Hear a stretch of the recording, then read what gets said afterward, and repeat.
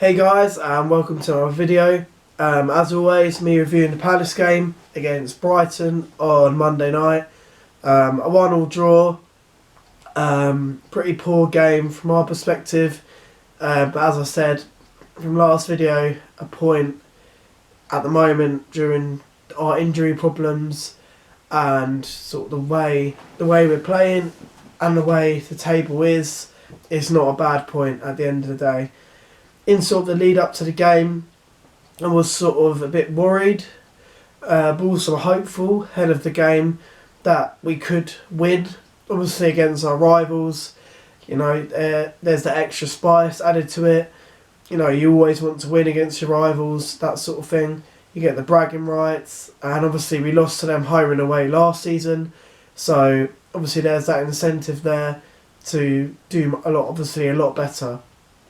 Obviously the way Brighton have been playing, obviously they changed their manager and Graham Potter came in.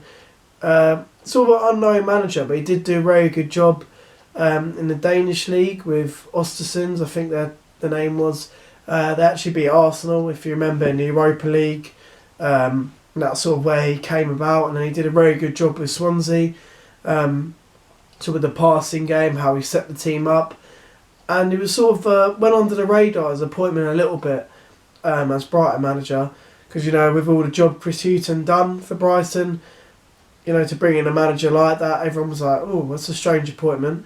But I think it's a very good one by Brighton, and you can see sort of in the way they played, or the way they are playing, that they are a very good team. They've got a lot more passers now, sort of players that they have signed.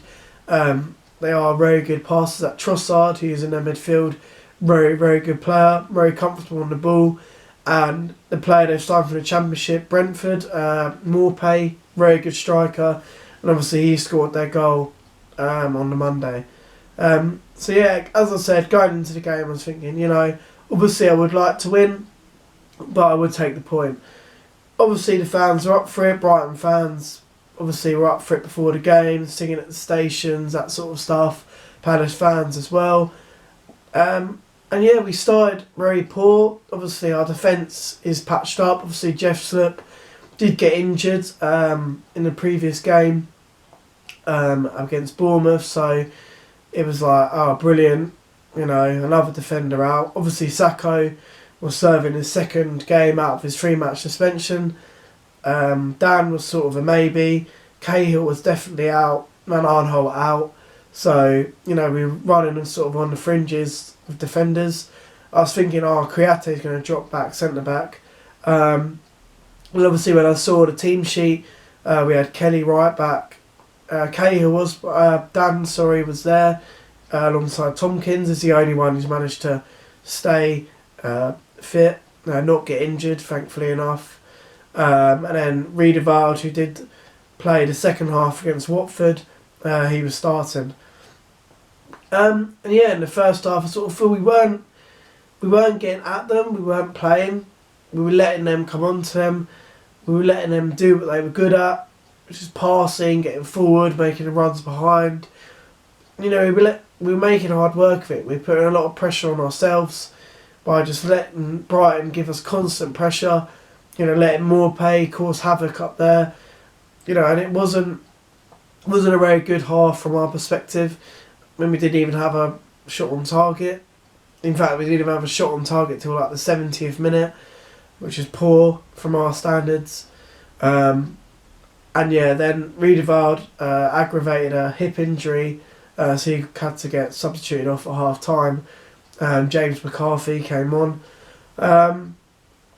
So it was very frustrating, again, props to Guaita, as I said last game, he's keeping us in a lot of games, made a lot of saves, props to our patched up defence, we did the best we could, and yeah, you can see obviously Hodgson wasn't happy as he was walking down the tunnel at half time, and then obviously going into the second half, obviously they get their goal, very good goal, well worked, good goal by Morpay.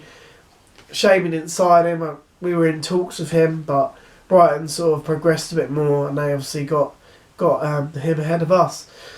And yeah, I was sort of thinking, oh no, here we go, another defeat to Brighton.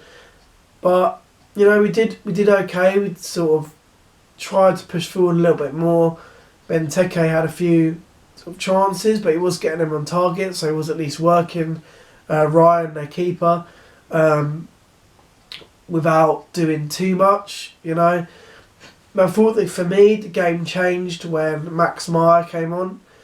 He came on for Kouyaté, and he was immediately, trying to push forward, get there. And, he was involved in the build-up to Zaha's goal. And, again, we sort of becoming a team that, we push in sort of the 80th minute plus. I don't know why we started doing it, but it seems to be like we come alive the last 10 minutes. And great finish from Zaha, lovely turn. He made their fullback look very silly. As he cut inside, he was expecting him to sort of shoot. He cut back again. A lovely finish with his weaker foot. Smashed it into the net and got the equaliser for us. And we did have a few chances to get that winner. Tompkins, close one from Benteke as well. And we did finish the match the stronger side. But if obviously we did get that goal, then Brighton would have been very unlucky not to come out of the game with anything. But overall, if you look at the last sort of 10 minutes, and obviously the way Brighton played and the chances they had, a point at the end of the day is a good result for us. But Brighton probably thinking, we should have got all three points, which you can't blame them. If you watch the match, they did deserve the 3 points at the end of the day. At the end of the day, we've got to, we're getting through the matches with our patched up defence. I feel maybe the formation Hodgson chose, the 4-3-3, was the right one. I feel it's about time he goes with the 2 up front with Benteke, with Ayew, give Ayew a bit of support. I think that's the formation we've got to go with now, and see what happens. If obviously Riedewald is injured, then obviously we're going to have a bit more patched up defence. But Saka's obviously got one more game left of his suspension, which is for Newcastle this weekend. And then we got him back. So a bit more patching up to do. Hopefully, we get through that game against Newcastle unscathed with injuries. And we'll see what happens going into the next few fixtures. So obviously looking ahead to the next few. Obviously, as I mentioned, we've got Newcastle away this weekend. Then we've got West Ham at home. And then we've got Southampton on the 28th to finish off 2019. So, looking at those games, you'd want us to be taking points out of those games because obviously them 3 teams are around us. So obviously we need to get the points out of them. So I definitely feel going forward, obviously, stay with that formation or either just go 2 up top, whatever, as long as you have 2 up top. I think that's the way to go now for us.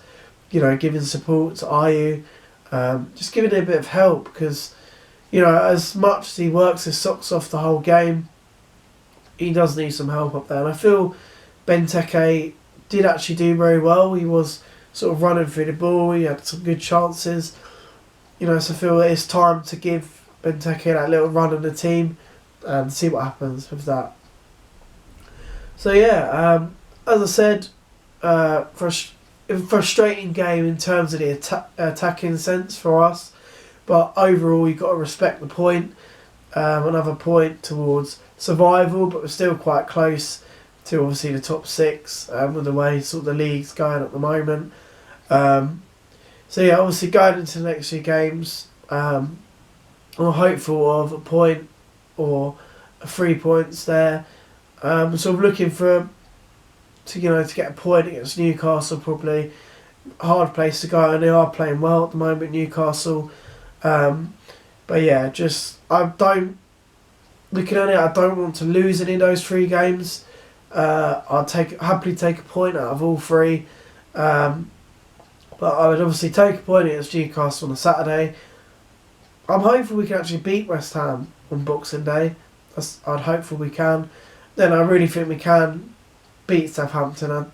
I watched a game against West Ham on a Saturday night, and I don't think, looking at them, if you can stop Ings, who's their main sort of goal attacking threat, I think you can stop them.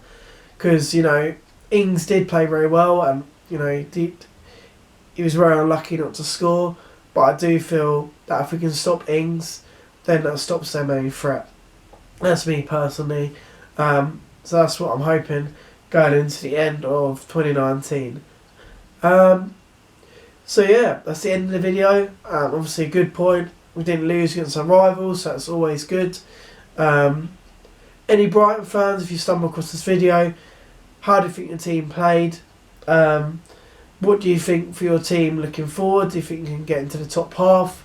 Or again, are you just looking at survival? Or are you looking higher? Palace fans, what do you think about our next 3 fixtures? Do you think we should be targeting maximal points? Or with all our injuries and things like that, do you think we should be just playing for respect the point kind of thing? Anyway guys, thank you for watching. So my next video will probably be 27th, 28th after the West Ham game. I am going to that. Not doing Newcastle away because I'm unfortunately working that day. So next video obviously will be after the West Ham game. So yeah, thank you for watching guys. Hope you enjoyed the video. Please like and subscribe, and I'll see you in the next video, which will be West Ham at home. Cheers guys, and goodbye.